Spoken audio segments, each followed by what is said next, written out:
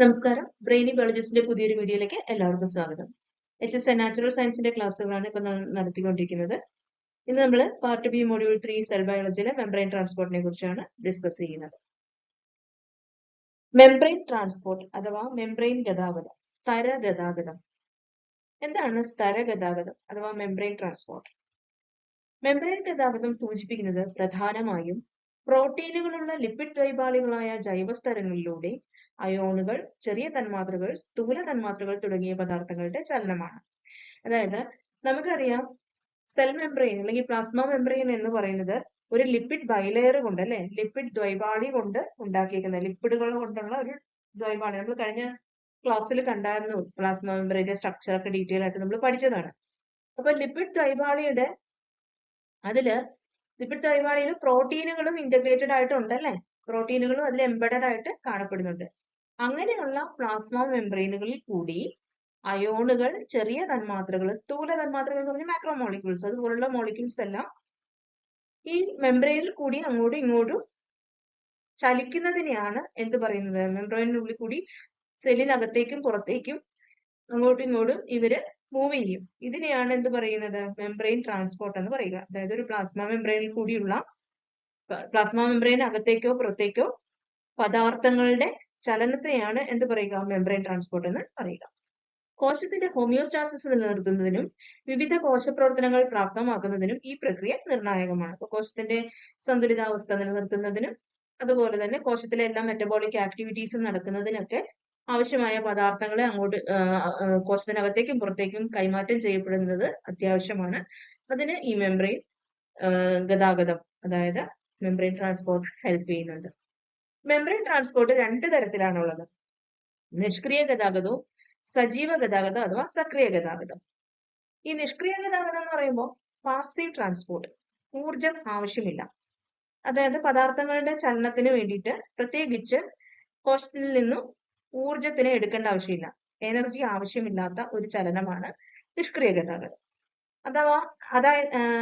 അതേസമയം സജീവ ഗതാഗതം അഥവാ സക്രിയ ഗതാഗതം എന്ന് പറഞ്ഞു കഴിഞ്ഞാൽ അവിടെ ഊർജം ഉപയോഗിച്ചുകൊണ്ടുള്ള ട്രാൻസ്പോർട്ടിനെയാണ് സജീവ ഗതാഗതം എന്ന് പറയുന്നത്. നമുക്ക് ഡീറ്റെയിൽ ആയിട്ട് നോക്കാം. നിഷ്ക്രിയ ഗതാഗതം അഥവാ പാസീവ് ട്രാൻസ്പോർട്ട്. ഇവിടെ പദാർത്ഥങ്ങളുടെ ഗതാഗതത്തിൽ ഊർജം ആവശ്യമില്ല. അതിന് രണ്ട് തരത്തിലുള്ള ട്രാൻസ്പോർട്ട് സിസ്റ്റം ആണുള്ളത്. ആദ്യത്തേത് ലളിതമായ വ്യാപനം, സിമ്പിൾ ഡിഫ്യൂഷൻ. രണ്ടാമത്തേത് ഫെസിലിറ്റേറ്റഡ് ഡിഫ്യൂഷൻ. അപ്പോ ഡിഫ്യൂഷൻ എന്താണെന്ന് നമുക്കറിയാം അല്ലെ?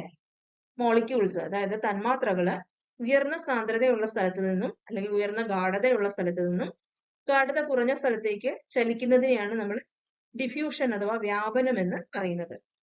ഇവിടെ സിമ്പിൾ ഡിഫ്യൂഷൻ എന്ന് പറഞ്ഞു കഴിഞ്ഞാല് യാതൊരു എനർജിയും ഉപയോഗിക്കാതെ പദാർത്ഥങ്ങള് പ്ലാസ്മ മെംബ്രെയിന്, കോശസ്തരത്തിന് അകത്തേക്കും പുറത്തേക്കും ലിപ്പിഡ് ബൈലെയറിൽ കൂടി എനർജി ഒന്നും ഉപയോഗിക്കാതെ കോൺസെൻട്രേഷൻ ഗ്രേഡിയന്റിനനുസരിച്ച്, അതായത് കോൺസെൻട്രേഷൻ കൂടിയ സ്ഥലത്ത് നിന്ന് കോൺസെൻട്രേഷൻ കുറഞ്ഞ സ്ഥലത്തേക്ക് ചലിക്കുന്നതിനെയാണ് എന്ത് പറയുക? സിമ്പിൾ ഡിഫ്യൂഷൻ എന്ന് പറയുക. അതേസമയം ഫെസിലിറ്റേറ്റഡ് ഡിഫ്യൂഷനും ഡിഫ്യൂഷൻ തന്നെയാണ്. അതായത് ഇവിടെയും പദാർത്ഥങ്ങൾ കോൺസെൻട്രേഷൻ കൂടിയ സ്ഥലത്ത് നിന്നും കോൺസെൻട്രേഷൻ കുറഞ്ഞ സ്ഥലത്തേക്ക് തന്നെയാണ് സഞ്ചരിക്കുന്നത്. ഊർജവും ആവശ്യമില്ല. പക്ഷേ ഈ മോളിക്യൂൾസിന് ഒറ്റയ്ക്ക് പോകാൻ പറ്റില്ല, ആരെങ്കിലും കൂട്ടുവേണം. അതായത് ഒരാളുടെ ഹെൽപ്പോടുകൂടി മാത്രമേ ഇവർക്ക് പ്ലാസ്മ മെംബ്രെയിൻ ക്രോസ് ചെയ്യാനായിട്ട് പറ്റുകയുള്ളൂ. അങ്ങനെ ക്രോസ് ചെയ്യാൻ ഹെൽപ്പ് ചെയ്യുന്നത് പ്ലാസ്മ മെംബ്രെയിനുള്ളിലെ പ്രോട്ടീനുകളാണ്. അപ്പൊ പ്ലാസ്മ മെംബ്രെയിൻ ക്രോസ് ചെയ്യാനായിട്ട് ചില മോളിക്യൂൾസിന് സിമ്പിൾ ആയിട്ട് ക്രോസ് ചെയ്ത് പോകാനായിട്ട് സാധിക്കും. അതിനെ നമ്മൾ സിമ്പിൾ ഡിഫ്യൂഷൻ എന്നാ പറയുക. അവരുടെ കോൺസെൻട്രേഷൻ ഗ്രേഡിയന്റിനനുസരിച്ച്, അതായത് കോൺസെൻട്രേഷൻ കൂടിയ സ്ഥലത്ത് നിന്ന് കോൺസെൻട്രേഷൻ കുറഞ്ഞ സ്ഥലത്തേക്ക്. അതേസമയം ഫെസിലിറ്റേറ്റഡ് ഡിഫ്യൂഷൻ എന്ന് പറഞ്ഞു കഴിഞ്ഞാല് സെയിം തന്നെയാണ്, ഡിഫ്യൂഷൻ തന്നെയാണ്, കോൺസെൻട്രേഷൻ കൂടിയ സ്ഥലത്ത് നിന്ന് കോൺസെൻട്രേഷൻ കുറഞ്ഞ സ്ഥലത്തേക്ക് തന്നെയാണ്. പക്ഷെ ഇവർക്ക് പ്ലാസ്മ മെംബ്രെയിൻ ക്രോസ് ചെയ്യണമെങ്കിൽ ഹെൽപ്പർ പ്രോട്ടീൻസ് അല്ലെങ്കിൽ കാരിയർ പ്രോട്ടീൻസ്, ചാനൽ പ്രോട്ടീനുകളും ആവശ്യമാണ്. പ്രോട്ടീനുകളുടെ ഹെൽപ്പോടുകൂടി മാത്രമേ ഇവർക്ക് പ്ലാസ്മ മെംബ്രെയിൻ ക്രോസ് ചെയ്യാനായിട്ട് സാധിക്കുകയുള്ളൂ. അതിനെയാണ് നമ്മൾ ഫെസിലിറ്റേറ്റഡ് ഡിഫ്യൂഷൻ എന്ന് പറയുക. ഒരു മോളിക്യൂള് ഇങ്ങനെ പ്രോട്ടീന്റെ സഹായത്തോടു കൂടി മൂവ് ചെയ്യുന്നതിനെ നമ്മൾ യൂണിപോർട്ട് എന്ന് പറയും. ഫെസിലിറ്റേറ്റഡ് ഡിഫ്യൂഷൻ എന്ന് പറയുന്ന വേറൊരു പേര് യൂണിപോർട്ട് എന്നും പറയും കേട്ടോ. അത് നമുക്ക് ട്രാൻസ്പോർട്ടറുകളെ കുറിച്ച് പഠിക്കുമ്പോൾ ഡീറ്റെയിൽ ആയിട്ട് നോക്കാം. അപ്പോൾ നമ്മൾ പറഞ്ഞത് മെംബ്രെയിൻ ട്രാൻസ്പോർട്ട് രണ്ട് തരത്തിലുണ്ട്: പാസീവ് ട്രാൻസ്പോർട്ടും ആക്റ്റീവ് ട്രാൻസ്പോർട്ടും. അതിൽ പാസീവ് ട്രാൻസ്പോർട്ട് എന്ന് പറയുമ്പോൾ രണ്ടെണ്ണം ഉണ്ട്, simple diffusion, facilitated diffusion. Clear ആയില്ലേ? പാസീവ് ട്രാൻസ്പോർട്ട് ഇതാ നോക്കിക്കേ, ഇവിടെ സിമ്പിൾ ഡിഫ്യൂഷനും ഫെസിലിറ്റേറ്റഡ് ഡിഫ്യൂഷൻ. സിമ്പിൾ ഡിഫ്യൂഷൻ എന്ന് പറഞ്ഞു കഴിഞ്ഞാൽ ഇവിടെ ഇത് ഒരു പ്ലാസ്മ മെംബ്രെയിൻ, ഇത് എക്സ്ട്രാ സെല്ലുലാർ സ്പേസ്, ഇത് സൈറ്റോപ്ലാസം. അപ്പോൾ ഇവിടെ മോളിക്യൂൾസിന്റെ കോൺസെൻട്രേഷൻ കൂടുതലാണ്. ആ കോൺസെൻട്രേഷൻ കൂടിയ സ്ഥലത്ത് നിന്ന് കോൺസെൻട്രേഷൻ കുറഞ്ഞ സൈറ്റോസോളിനുള്ളിലേക്ക് മോളിക്യൂൾസ് ലിപ്പിഡ് ബൈലെയറിൽ കൂടി ഫ്രീ ആയിട്ട് മൂവ് ചെയ്യുന്നതിനെ, എനർജി ഒന്നും യൂസ് ചെയ്യാതെ മൂവ് ചെയ്യുന്നതിനെയാണ് എന്ത് പറയുക? സിമ്പിൾ ഡിഫ്യൂഷൻ എന്ന് പറയുക. അതേസമയം ഫെസിലിറ്റേറ്റഡ് ഡിഫ്യൂഷൻ ലിപ്പിഡ് ബൈലെയറിൽ കൂടിയല്ല, അത് അങ്ങനെ പാസ് ചെയ്യാൻ പറ്റില്ല ഇവർക്ക്. കോൺസെൻട്രേഷൻ കൂടിയ സ്ഥലത്ത് നിന്ന് കോൺസെൻട്രേഷൻ കുറഞ്ഞ സ്ഥലത്തേക്ക് തന്നെയാണ് പോകുക. പക്ഷെ എനർജിയുടെ ആവശ്യവുമില്ല. അവര് ചില പ്രത്യേക വഴികളിൽ കൂടി മാത്രമേ പോവുള്ളൂ. അതായത് അവർക്ക് പ്രോട്ടീനുള്ളിൽ കൂടി അല്ലെങ്കിൽ പ്രോട്ടീൻ ചാനലുകൾക്കുള്ളിൽ കൂടിയാണ് പോവുക. ഇങ്ങനെ സുഗമമായിട്ട് പോകുന്നതിന് ചാനൽ പ്രോട്ടീനുകൾ ഹെൽപ്പ് ചെയ്യുന്നുണ്ട്. ഇങ്ങനെ പദാർത്ഥങ്ങളെ ഫ്രീ ആയിട്ട് കടത്തിവിടുന്ന പ്രോട്ടീനുകളെ ചാനൽ പ്രോട്ടീൻ എന്ന് പറയും. പക്ഷെ ഫെസിലിറ്റേറ്റഡ് ഡിഫ്യൂഷനിൽ തന്നെ കാരിയർ പ്രോട്ടീനുകൾ ഉപയോഗിച്ചുകൊണ്ടുള്ള ഒരു മൂവ്മെന്റ് നടക്കുന്നുണ്ട്. അതായത് ഫെസിലിറ്റേറ്റഡ് ഡിഫ്യൂഷൻ തന്നെ രണ്ട് തരത്തിലുണ്ട്, ചാനൽ പ്രോട്ടീനുകൾ വഴിയും കാരിയർ പ്രോട്ടീനുകൾ വഴിയും. ചാനൽ പ്രോട്ടീൻ എന്ന് പറഞ്ഞു കഴിഞ്ഞാൽ സുഗമമായിട്ട് മോളിക്യൂൾസിന് പ്രോട്ടീനുള്ളിൽ കൂടി കടന്നു പോകാം.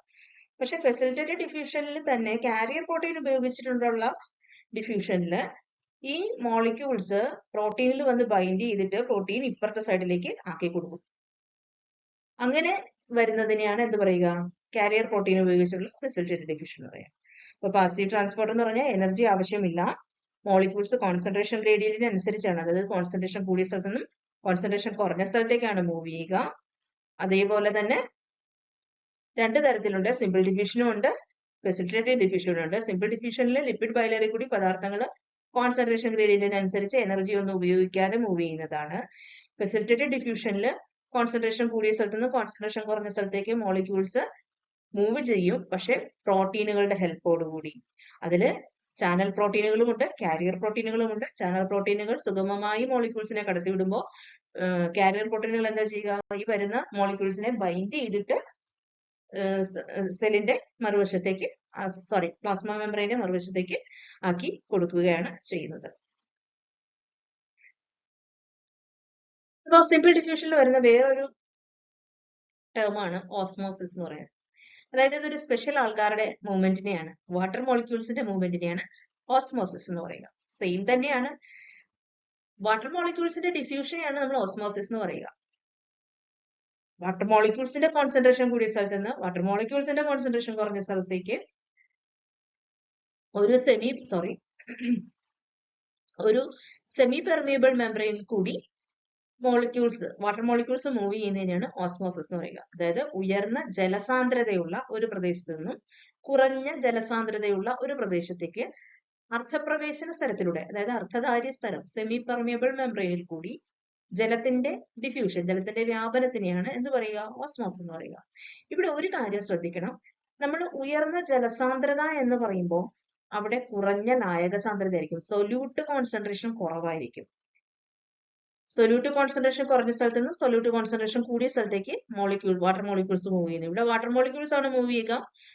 വാട്ടർ മോളിക്യൂൾസിന്റെ കോൺസെൻട്രേഷൻ കൂടിയ സ്ഥലത്ത് നിന്ന് കോൺസെൻട്രേഷൻ കുറഞ്ഞ സ്ഥലത്തേക്ക് തന്നെ. അതുകൊണ്ടാണ് ഇത് ഡിഫ്യൂഷന്റെ കാറ്റഗറിയിൽ തന്നെ വരുന്നത്, osmosis through A semi permeable membrane. ഇത് ഇവിടെ നോക്കുക, ഇവിടെ വാട്ടർ മോളിക്യൂൾസിന്റെ കോൺസെൻട്രേഷൻ കൂടുതലാണ്, ഇവിടെ വാട്ടർ മോളിക്യൂൾസിന്റെ കോൺസെൻട്രേഷൻ കുറവാണ്. അപ്പൊ എന്ത് ചെയ്യും? വാട്ടർ മോളിക്യൂൾസ് സെൽ മെംബ്രെയിനിൽ കൂടി കടന്നു വരും. പക്ഷെ ഇവർക്ക് ലിപ്പിഡ് ബൈലെയറിൽ കൂടി കടന്നു വരാനായിട്ട് സാധിക്കില്ല, അല്ലെ? ലിപ്പിഡ് എന്ന് പറയുന്നത് നമുക്കറിയാം, ലിപ്പിഡ് വാട്ടർ എങ്ങനെയാണ്? വാട്ടറിനെ കടത്തി വിടുവോ? ഇല്ല. അപ്പൊ എന്താ ചെയ്യുക? ഈ വാട്ടർ മോളിക്യൂൾസിനെ കടത്തിവിടാനായിട്ട് സ്പെഷ്യൽ പ്രോട്ടീൻസ് ഉണ്ട്. അങ്ങനെ വാട്ടർ മോളിക്യൂൾസിനെ സ്പെഷ്യലൈസ് ചെയ്ത് കടത്തിവിടുന്ന പ്രോട്ടീനുകളെ നമ്മൾ അക്വാപോറിൻസ് എന്നാണ് പറയുക. നമുക്ക് ട്രാൻസ്പോർട്ടേഴ്സിനെ കുറിച്ച് പഠിക്കുമ്പോൾ ഡീറ്റെയിൽ ആയിട്ട് പഠിക്കാം. ഓക്കെ, അക്വാപോറിൻസ് ആണ് വാട്ടർ മോളിക്യൂൾസിന്റെ മൂവ്മെന്റിന് ട്രാൻസ്പോർട്ടിന് ഹെൽപ്പ് ചെയ്യുന്ന പ്രോട്ടീൻസ്, അക്വാപോറിൻസ്. ഓക്കെ, അപ്പൊ അങ്ങനെ അക്വാപോറിൻ ചാനലുകളിൽ കൂടി വാട്ടർ മോളിക്യൂൾസ് പ്ലാസ്മ മെംബ്രെയിനുള്ളിലേക്ക് കടക്കും. അപ്പൊ ഇവിടെ നോക്കിയത്, ഇവിടെ വാട്ടർ മോളിക്യൂൾസിന്റെ കോൺസെൻട്രേഷൻ കൂടുതലാണ്. ഇവിടെ ഇത് സുക്രോസ് മോളിക്യൂൾസ് ആണ്, അല്ലെങ്കിൽ ഷുഗർ സൊല്യൂഷൻ ആണ് ഇപ്പുറത്ത് എടുത്തിരിക്കുന്നത്. ഇതിനെ രണ്ടിനെയും തമ്മിൽ ഒരു സെമി പെർമിയബിൾ മെംബ്രെയിൻ വെച്ചിട്ട് സെപ്പറേറ്റ് ചെയ്തിട്ടുണ്ട്. അപ്പോൾ വാട്ടർ മോളിക്യൂൾസിന്റെ കോൺസെൻട്രേഷൻ കൂടിയ ഈ സ്ഥലത്ത് നിന്നും വാട്ടർ മോളിക്യൂൾസിന്റെ കോൺസെൻട്രേഷൻ കുറഞ്ഞ ഈ സ്ഥലത്തേക്ക് എന്ത് ചെയ്യും? വാട്ടർ മോളിക്യൂൾസ് മൂവ് ചെയ്യും. ഇതിനെയാണ് ഓസ്മോസിസ് എന്ന് പറയുന്നത്. പക്ഷെ ഇവിടെ എന്താ സംഭവിച്ചിരിക്കുന്നത്? സൊല്യൂട്ട് കോൺസെൻട്രേഷൻ നോക്കുകയാണെങ്കിൽ ഇവിടെ സുക്രോസ് മോളിക്യൂൾസ് ഉണ്ട്. സൊല്യൂട്ട് കോൺസെൻട്രേഷൻ സെക്കൻഡ് സൈഡിലാണ് കൂടുതലുള്ളത്. അത് ഒന്ന് ശ്രദ്ധിച്ചോണം കേട്ടോ. നമ്മളവിടെ കോൺസെൻട്രേഷൻ കൂടിയ നമ്മൾ ടോണിസിറ്റി ഒക്കെ പറയുമ്പോൾ നമുക്കൊരു കൺഫ്യൂഷൻ വരാനുള്ള ചാൻസ് ഉണ്ട്. അതുകൊണ്ടാണ് അഡ്വാൻസ് ആയിട്ട് പറഞ്ഞിരിക്കുന്നത്. വാട്ടർ മോളിക്യൂൾസിന്റെ കോൺസെൻട്രേഷൻ കൂടിയ സ്ഥലത്ത് നിന്ന് കുറഞ്ഞ സ്ഥലത്തേക്കാണ് മൂവ് ചെയ്യുക. അതിനെയാണ് ഓസ്മോസിസ് പറയുക. ഈ ഓസ്മോസിസ് പഠിക്കുമ്പോൾ നമ്മൾ അതിനോട് ലിങ്ക് ചെയ്തിട്ട് പഠിക്കുന്ന ഒരു ടേമാണ് ടോണിസിറ്റി.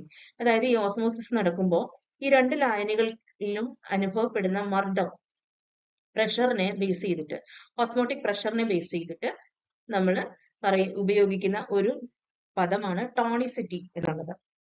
ടോണിസിറ്റി ഒരു കോശത്തെ ചുറ്റിപ്പറ്റിയുള്ള ഒരു ലായനി ഓസ്മോസിസ് വഴി കോശസ്തരത്തിലൂടെയുള്ള ജലചലനത്തെ സ്വാധീനിച്ചുകൊണ്ട് കോശത്തിന്റെ വ്യാപ്തത്തെ എങ്ങനെ ബാധിക്കുന്നു എന്ന് വിവരിക്കുന്നതാണ് ടോണിസിറ്റി എന്ന് പറയുന്നത്. അപ്പൊ ഒരു ലായനി, അതായത് ഒരു സെല്ലിന്റെ ചുറ്റിനും ഒരു ലായനി ഉണ്ട്. ആ ലായനി ഓസ്മോസിസ് നടക്കുന്നത് വഴി ഈ കോശത്തിന്റെ വ്യാപ്തത്തിനെ കൺട്രോൾ ചെയ്യുന്നത് എങ്ങനെയാണ് എന്നാണ് പറയുന്നത്. അതിനെയാണ് ടോണിസിറ്റി കൊണ്ട് ഉദ്ദേശിക്കുന്നത്. സെമി പെർമിയബിൾ മെംബ്രെയിൻ ഉപയോഗിച്ച് വേർതിരിച്ച രണ്ട് ലായനികൾക്കിടയിലുള്ള ഫലപ്രദമായ ഓസ്മോട്ടിക് മർദ്ദത്തെയാണ് ഇത് പ്രധാനമായും അളക്കുന്നത്. ഓസ്മോട്ടിക് മർദ്ദത്തെ അളക്കാനായിട്ട് നമ്മൾ യൂസ് ചെയ്യുന്ന ഒരു ടോണിസിറ്റി, അതായത് സെമി പെർമിയബിൾ മെംബ്രെയിൻ വെച്ച് സെപ്പറേറ്റ് ചെയ്തിരിക്കുന്ന രണ്ട് ലായനികൾക്കിടയിലുള്ള ഓസ്മോട്ടിക് പ്രഷറിനെയാണ് നമ്മൾ അതിനെ സൂചിപ്പിക്കാനായിട്ട് ഉപയോഗിക്കുന്ന പദമാണ് ടോണിസിറ്റി. കോശവ്യാപ്തത്തിൽ അവയുടെ സ്വാധീനത്തെ അടിസ്ഥാനമാക്കി ലായനികളെ ഐസോട്ടോണിക്, ഹൈപ്പർട്ടോണിക്, ഹൈപ്പർട്ടോണിക് എന്നിങ്ങനെ തരംതിരിക്കാം. അപ്പൊ ഈ കോശത്തിന്റെ വ്യാപ്തം, ഈ ചുറ്റിനുമുള്ള ലായനിയുടെ കോൺസെൻട്രേഷൻ, അതിൽ അതായത് ഒരു കോശം ഒരു ലായനിയിൽ സൂക്ഷിച്ചിരിക്കാന്ന് വിചാരിക്കാം. അപ്പൊ ആ കോശത്തിന് പുറത്തുള്ള ലായനിയും കോശത്തിനകത്തുള്ള കോൺസെൻട്രേഷനും തമ്മിലുള്ള അതിന്റെ compared to the cell sap, സെല്ലിനുള്ളിലുള്ള പദാർത്ഥത്തിന്റെ കോൺസെൻട്രേഷനും ലായനിയുടെ കോൺസെൻട്രേഷനും തമ്മിലുള്ള ആ ഒരു ബന്ധത്തിനെയാണ് നമ്മൾ ടോണിസിറ്റി കൊണ്ട് ഉദ്ദേശിക്കുന്നത്. അങ്ങനെ മൂന്ന് തരത്തിൽ നമ്മൾ ലായനികളെ തിരിക്കും: ഐസോട്ടോണിക് എന്നും, ഹൈപ്പോട്ടോണിക് എന്നും, ഹൈപ്പർട്ടോണിക് എന്നും. ഐസോട്ടോണിക് എന്ന് പറഞ്ഞു കഴിഞ്ഞാല് കോശസ്ഥലത്തിന്റെ ഇരുവശത്തും ലായക സാന്ദ്രത, ശ്രദ്ധിക്കണം, ലായക സാന്ദ്രത, സൊല്യൂട്ട് കോൺസെൻട്രേഷൻ സെയിം ആണ്. ഇതിനാല് ജലത്തിന്റെ മൊത്തം ചലനം ഉണ്ടാകില്ല, ജലത്തിന്റെ ഒരു നെറ്റ് മൂവ്മെന്റ് കാണില്ല. കോശം അതിന്റെ സാധാരണ വ്യാപ്തം നിലനിർത്തും. ഐസോട്ടോണിക് എന്ന് പറഞ്ഞാൽ സെല്ലിനകത്തും സെല്ലിന് പുറത്തും ഒരേ കോൺസെൻട്രേഷൻ ആണ് കാണുക. ഇനി ഹൈപ്പോട്ടോണിക് എന്ന് പറഞ്ഞാൽ എന്താണ്?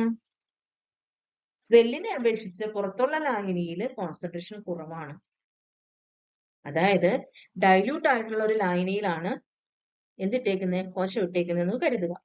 അങ്ങനെയാണെങ്കിൽ കോശത്തിനകത്തായിരിക്കും കോൺസെൻട്രേഷൻ കൂടുതൽ, കോശത്തിന് പുറത്ത് കോൺസെൻട്രേഷൻ കുറവ്. എന്തിന്റെ കോൺസെൻട്രേഷൻ? സൊല്യൂട്ട് കോൺസെൻട്രേഷൻ കുറവായിരിക്കും. പക്ഷെ വാട്ടർ മോളിക്യൂൾസ് എവിടെയാ കൂടുതൽ?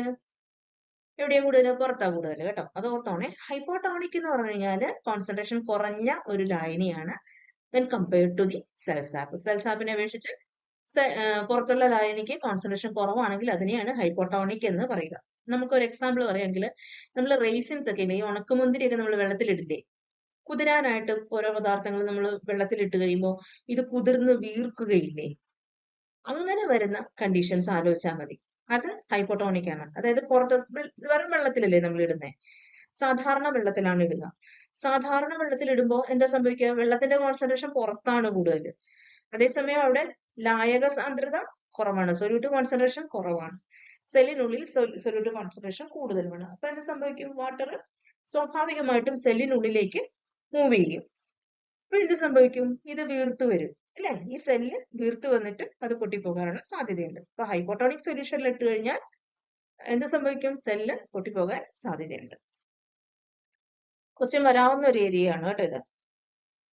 ഇനി അടുത്തതാണ് ഹൈപ്പർട്ടോണിക്. കോശത്തിന് പുറത്തുള്ള ലായനിക്ക് ഉള്ളിലുള്ള ലായനിയേക്കാൾ ഉയർന്ന ലായനി സാന്ദ്രത ഉണ്ട്. ലായക സാന്ദ്രത ആർക്കാണ് കൂടുതൽ? ഹൈപ്പർട്ടോണിക് സൊല്യൂഷനാണ് കൂടുതൽ. അതായത് കോശത്തിന് പുറത്തുള്ള സൊല്യൂഷന് എന്തുണ്ട്? സാന്ദ്രത കൂടുതലുണ്ട്. അങ്ങനെയാണെങ്കിൽ എന്ത് സംഭവിക്കും? കോശത്തിനകത്തു നിന്നും പുറത്തേക്ക് ജലം പോകും. എക്സാമ്പിൾ പറയുകയാണെങ്കിൽ, നമ്മൾ മാങ്ങ ഉപ്പിലിടില്ലേ? മാങ്ങ ഉപ്പിലിടുമ്പോ ഒന്ന് ആലോചിച്ച് നോക്കിക്കേ. മാങ്ങയ്ക്കുള്ളില് എന്തുണ്ട്? നമ്മൾ ഉപ്പ് ലായനിയിലാണ് ഇടുക അല്ലെ? അപ്പൊ ഉപ്പിന്റെ കോൺസെൻട്രേഷൻ എവിടെയാ കൂടുതൽ? നല്ല കോൺസെൻട്രേഷൻ അല്ല നമ്മൾ ഉപ്പിലായിരിക്കാത്താണ് മാങ്ങ ഇട്ട് വെക്കുക. ഉപ്പിലിട്ട് വെക്കുമ്പോ, മാങ്ങ, നെല്ലിക്ക അങ്ങനെയുള്ളതൊക്കെ ഉപ്പിലിട്ട് വെക്കുമ്പോ എന്താ സംഭവിക്കുന്നത്? അപ്പൊ ആ മാങ്ങയ്ക്കുള്ളിൽ നിന്ന് എന്ത് സംഭവിക്കും? ജലം പുറത്തേക്ക് പോകും. എന്നിട്ട് അത് ചുരുങ്ങി പോകും അല്ലെ? ആകെ ചുരുങ്ങി പോവില്ലേ? അപ്പൊ എന്താ സംഭവിക്കുക? പുറത്തുള്ള ലായനിക്ക് ലായക സാന്ദ്രത കൂടുതലുണ്ട്. അങ്ങനെയുള്ള ലായനികളെയാണ് ഹൈപ്പർടോണിക് സൊല്യൂഷൻ എന്ന് പറയും. മനസ്സിലായില്ലേ? ഈ രണ്ട് കേസുകളൊന്ന് ഓർത്തിരുന്നാൽ മതി. അപ്പൊ എന്താ സംഭവിക്കുക? ജലം കോശത്തിന് പുറത്തേക്ക് നീങ്ങുകയും കോശം ചുരുങ്ങുന്നതിന് കാരണമാകും. ഇത് ഇവിടെ ഈ ചിത്രത്തിൽ തന്നിരിക്കുന്നത് ടോണിസിറ്റിയെ കാണിക്കുന്ന ചിത്രമാണ്. നമുക്ക് ആദ്യം ഐസോടോണിക് സൊല്യൂഷൻ നോക്കാം. ഇവിടെ ഒരു RBC ആണ് കേട്ടോ. ഒരു RBCനെ ഒരു സൊല്യൂഷനിൽ ഇട്ടേക്കാണ്. അപ്പൊ ഇവിടെ എന്താ സംഭവിച്ചേക്കെന്ന് വെച്ച് കഴിഞ്ഞാൽ RBCയുടെ അതേ സാന്ദ്രത തന്നെയാണ് എന്തിനുള്ളത്? പുറത്തുള്ള സൊല്യൂഷനും ഉള്ളത്. അങ്ങനെ കോശത്തിനകത്തും പുറത്തും സെയിം കോൺസെൻട്രേഷൻ ഉണ്ടെങ്കിൽ അതിനെ എന്താ പറയുക? ഐസോടോണിക് സൊല്യൂഷൻ എന്നാണ് പറയുക. ഇനി അടുത്തത് നോക്കിക്കേ, ഹൈപ്പോടോണിക് സൊല്യൂഷൻ. ലെഫ്റ്റ് സൈഡിലുള്ളത് ഹൈപ്പോടോണിക് സൊല്യൂഷൻ. ഹൈപ്പോടോണിക് സൊല്യൂഷൻ ഇവിടെ RBC എന്താ സംഭവിച്ചിരിക്കുന്നത്? വീർത്തു വന്നേക്കാണ് ചെയ്യുന്നത് അല്ലെ? അതായത് RBCക്ക് ഉള്ളില് കോൺസെൻട്രേഷൻ എന്താണ്? When compared to the outer solution, RBCക്ക് ഉള്ളില് ലായക കോൺസെൻട്രേഷൻ എങ്ങനെയാണ്? കൂടുതലാണ്. അപ്പൊ ജലം എന്ത് ചെയ്യും? അകത്തേക്ക് പോകും. അങ്ങനെ ഇത് സെല്ല് വീർത്തു വരും. അതേസമയം ഹൈപ്പർടോണിക് സൊല്യൂഷനിൽ എന്താണ്? ഇവിടെ ഒരു ഷുഗർ സൊല്യൂഷൻ ആണ് എടുത്തേക്കുന്നത്, അല്ലെങ്കിൽ സോൾട്ട് സൊല്യൂഷൻ ആണ് എടുത്തേക്കുന്നതെന്ന് കരുതുക. അങ്ങനെയാണെങ്കിൽ എന്താ സംഭവിക്കുക? കോൺസെൻട്രേഷൻ വെളിയിലായിരിക്കും കൂടുതൽ. അങ്ങനെ വരുമ്പോൾ സെല്ലിനകത്തു നിന്ന് പുറത്തേക്ക് വാട്ടർ മോളിക്യൂൾസ് മൂവ് ചെയ്യും. അതിന്റെ ഫലമായിട്ട് സെല്ല് ചുരുങ്ങും. ക്ലിയർ ആയോ ടോണിസിറ്റി?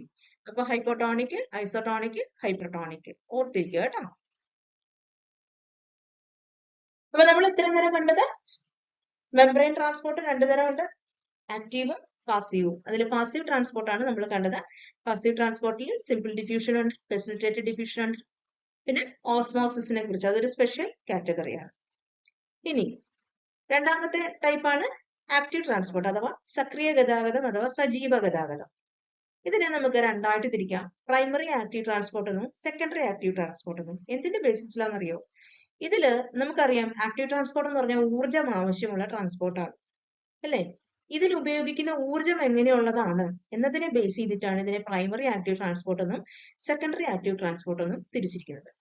പ്രൈമറി ആക്റ്റീവ് ട്രാൻസ്പോർട്ട് എന്ന് പറഞ്ഞാൽ ഇതിനകത്ത് എങ്ങനെയാണ് എ ടി പിയിൽ നിന്നാണ് ഊർജം ഉപയോഗിക്കുന്നത്. ATP എന്നുള്ള രൂപത്തിലാണ് ഊർജം ഉപയോഗിക്കുന്നത്. അപ്പൊ സാധാരണയായി ATP രൂപത്തിൽ കോശത്തിന്റെ ഊർജത്തിന്റെ നേരിട്ടുള്ള ഉപയോഗം ആവശ്യമാണ്. പിന്നെ വേറൊരു കാര്യം കൂടിയുണ്ട്. ഇത് കോൺസെൻട്രേഷൻ ഗ്രേഡിയന്റിന് എതിരെയുള്ള ചലനമാണ്. അതായത് കോൺസെൻട്രേഷൻ കുറഞ്ഞൊരു സ്ഥലത്ത് നിന്നും കൂടിയ സ്ഥലത്തേക്ക്, നമുക്കറിയാം ഇപ്പൊ തിരക്ക് കൂടിയ ഒരു സ്ഥലത്തേക്ക് നിന്ന് തിരക്ക് കുറഞ്ഞ സ്ഥലത്തേക്ക് നീങ്ങിക്കാൻ വലിയ ഊർജ്ജമൊന്നും ആവശ്യമില്ല, പാസീവ് ട്രാൻസ്പോർട്ട്. പക്ഷെ കോൺസെൻട്രേഷൻ കുറഞ്ഞൊരു സ്ഥലത്ത് നിന്ന് തിരക്ക് കുറഞ്ഞൊരു സ്ഥലത്തേക്ക് തിരക്ക് കൂടിയ ഒരു സ്ഥലത്തേക്ക് കയറണമെങ്കിൽ നമ്മൾ ഇടിച്ചു കയറണം അല്ലെ? അപ്പൊ കുറച്ച് ബലമൊക്കെ പ്രയോഗിക്കേണ്ടി വരും. അപ്പൊ അങ്ങനെ വരുമ്പോ കോൺസെൻട്രേഷൻ കുറഞ്ഞ സ്ഥലത്ത് നിന്നും കോൺസെൻട്രേഷൻ കൂടിയ സ്ഥലത്തേക്കാ പോണേ.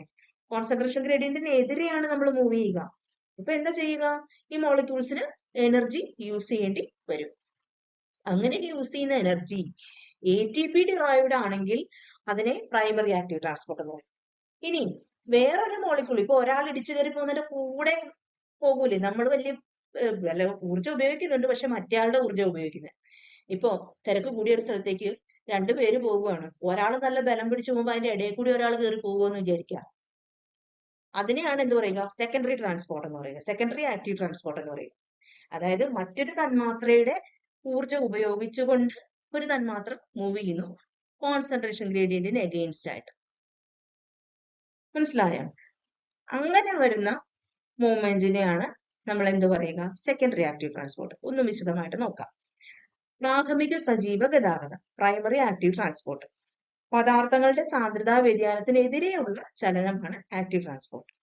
സാധാരണയായി ATP രൂപത്തിൽ കോശത്തിന്റെ നേരിട്ടുള്ള ഉപയോഗം കോശ ഊർജത്തിന്റെ നേരിട്ടുള്ള ഉപയോഗം ആവശ്യമാണ്. സോഡിയം പൊട്ടാസ്യം പമ്പ് ഇതിനൊരു എക്സാമ്പിൾ ആണ്. അത് ഇവിടെ നോക്കുക. ഇതൊരു പ്രോട്ടീൻ ആണ്, ലിപിഡ് ബൈലെയർ. ഈ പ്രോട്ടീനുള്ളിൽ കൂടി സോഡിയം അയോൺസ് പുറത്തേക്ക് മൂവ് ചെയ്യുകയാണ്, അതേസമയം തന്നെ പൊട്ടാസ്യം അയോൺസ് അകത്തേക്കും വരികയാണ്. ഇങ്ങനെ അകത്തേക്കും പുറത്തേക്കും തന്നെ വരണമെന്നൊന്നും ഇല്ല, രണ്ടും കൂടി ഒരേ ഡയറക്ഷനിലും പോകാം കേട്ടോ. അത് നമുക്ക് ഇനി ഡീറ്റെയിൽ ആയിട്ട് നോക്കാം. അപ്പൊ ഒരു മോളിക്യൂൾ മൂവ് ചെയ്യുന്നത് അല്ലെങ്കിൽ ഒന്നിലധികം മോളിക്യൂൾസ് എന്ത് ചെയ്യുകയാണ്? കോൺസെൻട്രേഷൻ ഗ്രേഡിയന്റിന് എതിരെയാണ് മൂവ് ചെയ്യുക. അപ്പൊ അവിടെ ATP യൂസ് ചെയ്യുന്നുണ്ട് കണ്ടോ. ATP ഇവിടെ ബ്രേക്ക് ചെയ്തിട്ട് ADPയും ഇനോർഗാനിക് ഫോസ്ഫേറ്റുമായിട്ട് മാറും. ആ ബോണ്ട് ബ്രേക്ക് ചെയ്യുന്ന എനർജി യൂസ് ചെയ്തുകൊണ്ട് ഇവർ മൂവ് ചെയ്യുകയാണെങ്കിൽ അതിനെയാണ് നമ്മൾ എന്ത് പറയുക? ആക്റ്റീവ് ട്രാൻസ്പോർട്ട് എന്ന് പറയുന്നത്. ഇതാ primary active transport. Membrane transporter protein ആണിത്.